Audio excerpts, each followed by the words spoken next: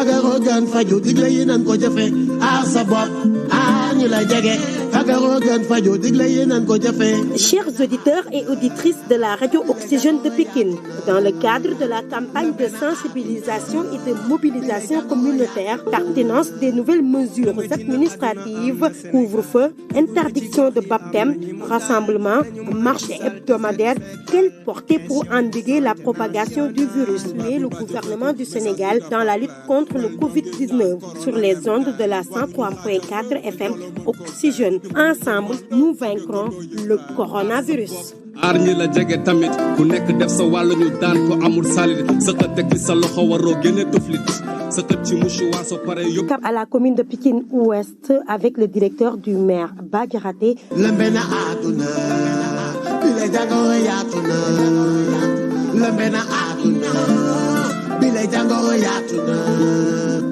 Bonjour, Bah Diakhaté, d'abord, merci de nous recevoir.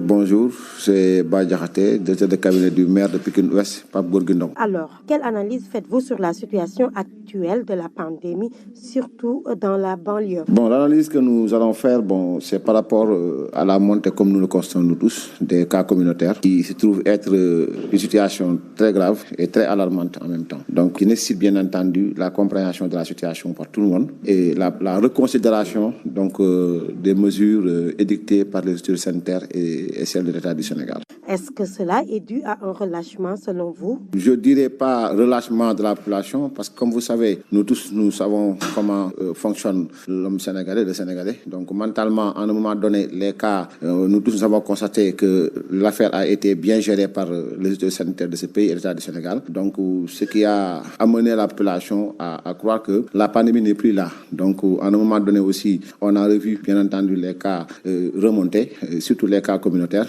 Donc et l'État du Sénégal a dû prendre d'autres mesures pour ramener les gens bien entendu à reconsidérer la situation. Lors de la première vague, on a assisté à pas mal d'activités de sensibilisation, de distribution des masques de gel, entre autres par les maires.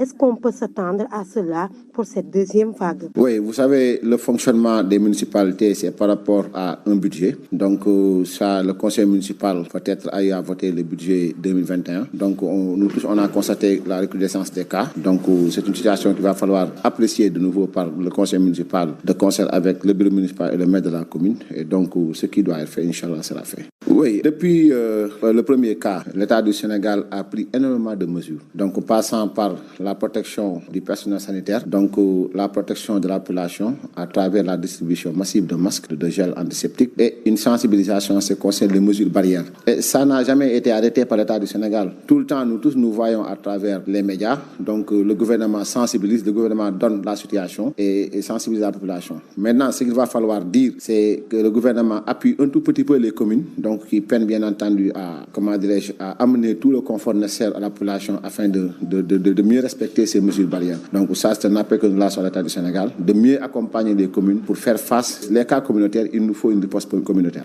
Dans la lutte, comment comptez-vous accompagner les acteurs communautaires, à savoir les Badianogor, les relais, les Nigaïgor, entre autres? Oui, pour une première fois, la commune de Pikine-Ouest, à l'arrivée du maire Pape Gorgui Ndong, les Badianogor n'avaient même pas de subvention. Il a commencé par 150 000 francs. Vu les nombreux efforts qu'elles ont consentis dans la lutte contre la pandémie. Cette année-ci, on a subventionné les Badianogor à hauteur de 2 millions de francs CFA.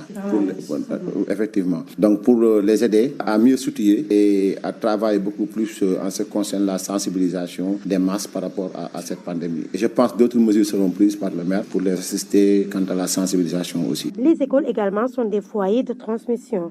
La municipalité a prévu des actions comme mettre en place un dispositif de lavage de mains et la distribution de masques et de gel. Oui, les écoles, vous avez couvert les activités du maire lors, de la première vague. Donc, la commune de Pikine-Ouest a consenti beaucoup d'efforts et a mis une enveloppe conséquente en ce qui concerne les écoles. Donc, nous avons 8 écoles. Toutes les écoles ont été dotées donc, de lavoirs, de produits antiseptiques comme de eau de javel, de gel antiseptique aussi, de masques. Chaque élève, on avait doté 3 masques à chaque élève. Donc, ça, c'est des mesures que le maire avait prises de concert, bien entendu, avec le conseil municipal pour accompagner l'école dans la prise en charge, bien entendu, des élèves en ce qui concerne la lutte contre la pandémie. Et je pense bien que nous avons l'une des rares communes de ce département à doter toutes les écoles, bien entendu, de ces nombreux outils de lutte contre la pandémie de la COVID-19. Dans la lutte, comment comptez-vous accompagner les acteurs communautaires, à savoir les Badianogor, les relais, les Nigaïgor, entre autres? Oui, ça c'est des mesures qu'il va falloir prendre et accompagner, bien entendu, la population. Ça aussi, nous y sommes, Inch'Allah Ta'ala, dans les jours à venir. Donc, vous verrez que les Badianogor, de concert avec la municipalité, seront sur le terrain, bien entendu, pour accompagner la population à mieux prendre les mesures barrières et la désinfection aussi des masques. On a eu à le faire lors de la première vague et on va le faire, Inch'Allah, lors de la seconde vague. Et pour les marchés, est-ce que vous avez prévu des activités de sensibilisation et de désinfection ou comment comptez-vous procéder? Le couvre-feu de 21h à 6h du matin, est-ce la meilleure solution selon vous? Oui, vous savez, dans ce genre de situation, l'État est obligé de prendre des décisions. Maintenant, vous savez que les gens en parlent, mais dans les pays comme le nôtre, le secteur informel occupe une part considérable dans la vie économique du pays. Donc, sur 10 travailleurs, les 8 sont du secteur informel. Donc, si on avait bien entendu à prendre des mesures concernant l'état d'urgence, le ramener le jour, bien entendu, ça aurait un impact considérable dans la vie économique du pays. Et c'est d'ailleurs la raison pour laquelle l'État a préféré faire ça la nuit. Et le jour aussi, bien entendu, amener la population au port du masque obligatoire et dans les transports en commun, interdire les manifestations, interdire les convois. Ça, c'est des mesures qui accompagnent, bien entendu, le couvre-feu. Parce qu'il ne faut pas prendre le couvre-feu comme étant spécial. Ça veut dire que le couvre-feu, nous y sommes, mais le couvre-feu accompagne, bien entendu, de mesures, le jour, le port du masque obligatoire, la réduction du nombre de personnes dans les moyens de transport, bien entendu, l'interdiction des manifestations, l'interdiction, bien entendu, de certaines mobilisations d'ordre politique, d'ordre social, etc. Donc ça, c'est des mesures importantes prises par l'État du Sénégal pour mieux parer, bien entendu, la population par rapport à la propagation du virus. Alors, pour terminer, un message à l'endroit des citoyens, plus précisément ceux de Pikine Ouest, pour vaincre ensemble la pandémie. Le message, je vais le faire à l'endroit de la jeunesse de ce pays-là. Vous savez, aujourd'hui, Dieu a fait que nous sommes une population assez rigoureuse, bien entendu, avec un système de défense immunitaire qui est un peu considérable par rapport aux jeunes. Mais la plupart des jeunes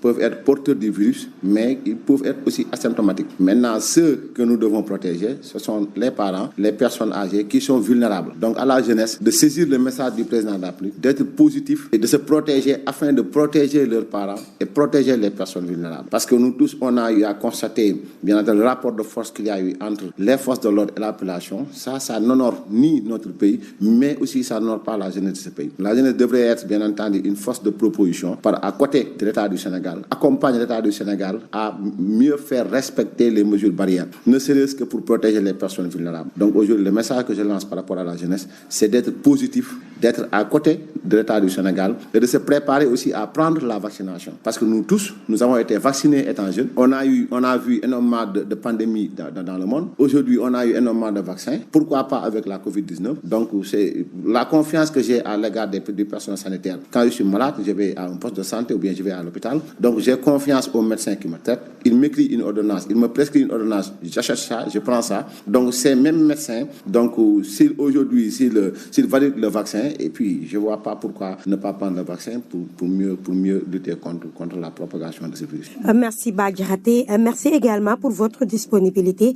Je rappelle que vous êtes le directeur de cabinet du maire de la commune de Pikine Ouest, M. Pape Gorgui Ndong. Par ma voix, la Radio Oxygène vous remercie de votre engagement face à une telle pandémie qui est la COVID-19. Merci et à la prochaine.